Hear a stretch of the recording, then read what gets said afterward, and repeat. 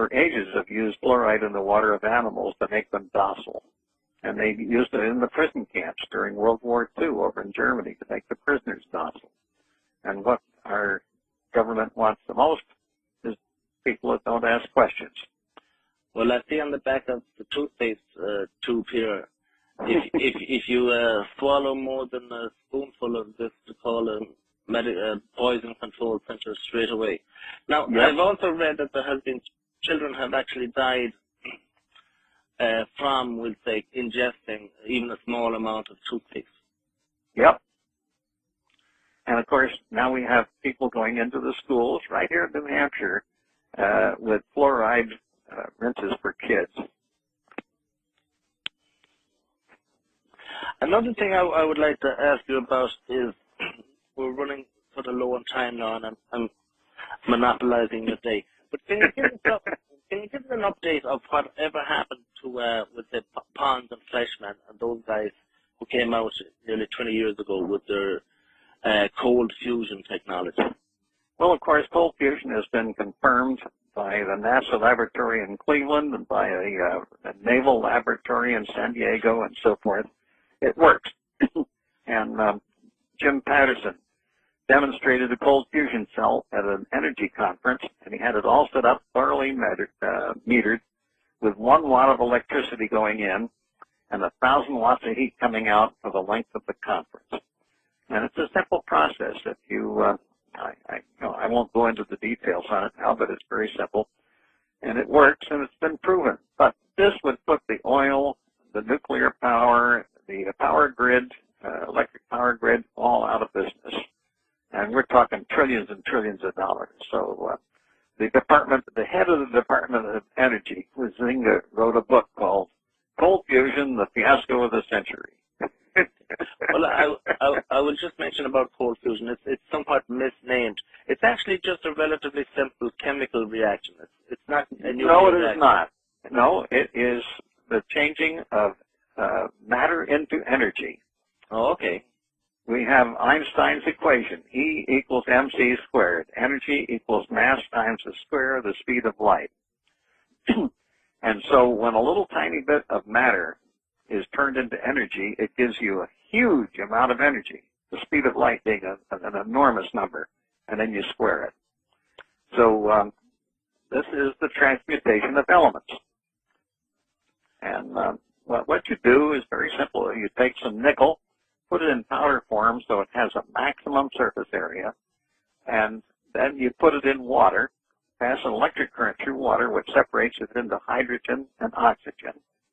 And the hydrogen molecule, being very small, is absorbed by the nickel, which is like a sponge. And the oxygen molecule, which is much larger, passes off. It's too big to be absorbed.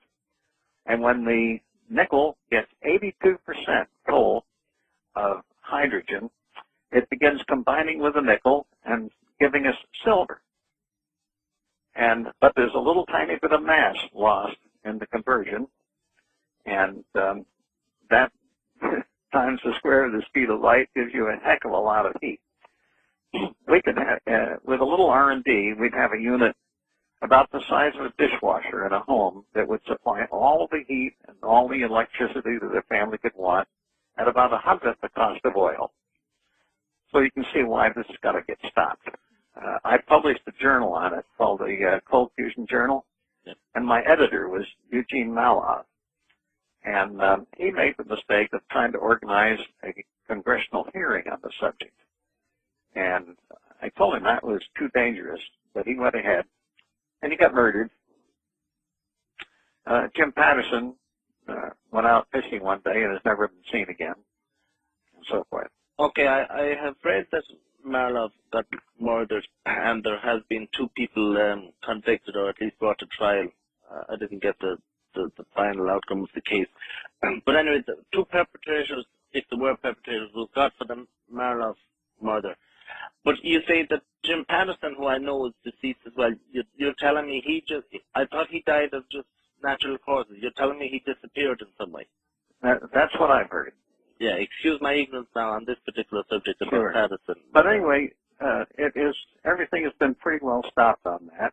And one of these days, somebody will get going and make trillions and trillions of dollars selling these units. But you can't get any patents. The patent office has been instructed not to even look at any patent applications on cold fusion devices. And of course, our schools, our colleges were warned, if you do any research on cold fusion, even on an undergraduate level, you will get no more money from the government for anything. So that stopped that. So that's why there hasn't been any development on it in the last 15 Not years. much, Or whatever. no. Now, I have been asked by other people about the two guys in Australia, and I think there was one guy in Texas, and there's numerous other guys that have a different type of zero-energy apparatus that's based on magnets and supermagnets and whatnot. And once you get to a particular speed of revolution, it becomes an over-unity energy output or whatever. I haven't seen any real authentication of that, nor have I seen any scientific information that would lead me to believe that that wasn't cooked up.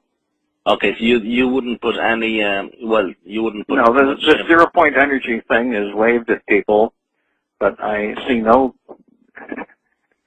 nothing concrete on that that's ever been proven. Okay, so we shouldn't hold our breath on that venture. And we had Takahashi with a magnetic motor, and I drove a scooter all around London, powered by this magnetic motor. And no gasoline, just a magnetic motor. But it turns out that what he invented was a micro battery, and a battery the size of a wooden matchbox was driving this scooter, for days. And if we developed one of those here, a micro battery, we'd have one about the size of a shoebox that would power a car for 500 miles. And it's patented. Takahashi has a patent on it. If you look it up on Google, you'll find a reference to what I published on that in my Cold Fusion Journal. Can you just spell that so that I can look it up later on? Takahashi?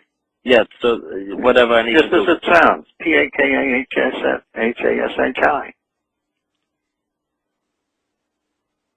And what he invented was was a new kind of capacitor. And so what you're driving around is you can call it a battery if you want, but you can recharge it in seconds. So basically what he has is a very, very efficient battery, as distinct from a new form of energy. Right. Okay. And I drove the scooter around powered by that for hours.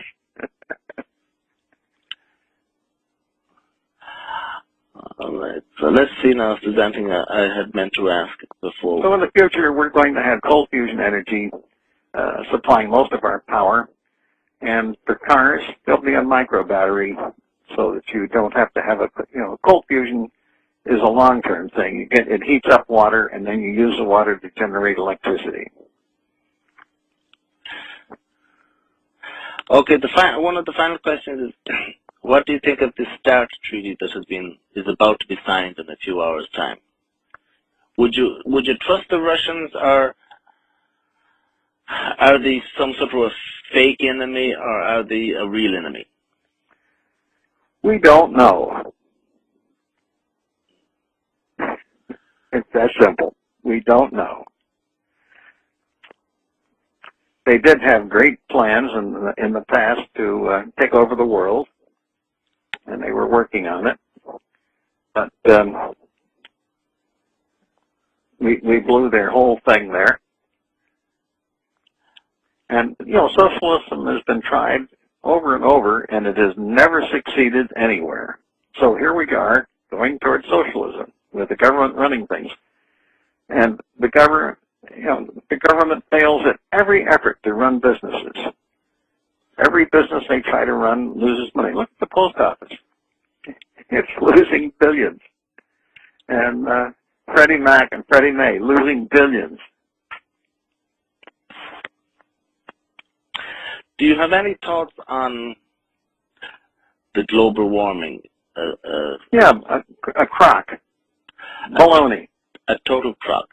Yes. That is all dates back to the Rio conference of 1992, I think. Mm-hmm. And what is your opinion of this Agenda 21 that seems to be creeping into the media stream these days? Well, there are always people cooking up ways to make money, and scaring people with the supposed global warming was a big move toward making money. But it's baloney. The Earth has actually cooled over the last 50 years. And I think all we have to do now is look outside at the snow over in Europe. Well, they're still pushing their global warming. Of course. Of course. All right, but it doesn't stand up to any serious investigation.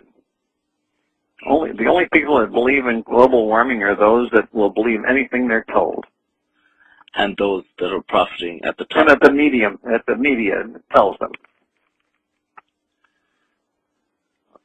All right, well, that's about. I won't take any more of your time, Wayne. So if you can just. Okay. That ought to hold people for a while. That will hold people for a while. Just hold on. Start reading, and go to my website. My gosh, I'll keep them busy with my blogs. Well, I have a book called The Secret Guide to Wisdom, which reviews about 100 books that you're crazy if you don't read. I have The Secret Guide to Wisdom. It is a very, very good book. Now, this one, as I said, is going back to about 1982, so you might have an updated version since I got this one. No, that'll hold you. Yes, I could add a lot more to it, but those are the basics. And your blog site, of course, is www.wayne.green.com. Right. I try to make it so that it'll be hard to remember. Yes, and it's vital reading for every day of the week. Okay, so hold on a sec.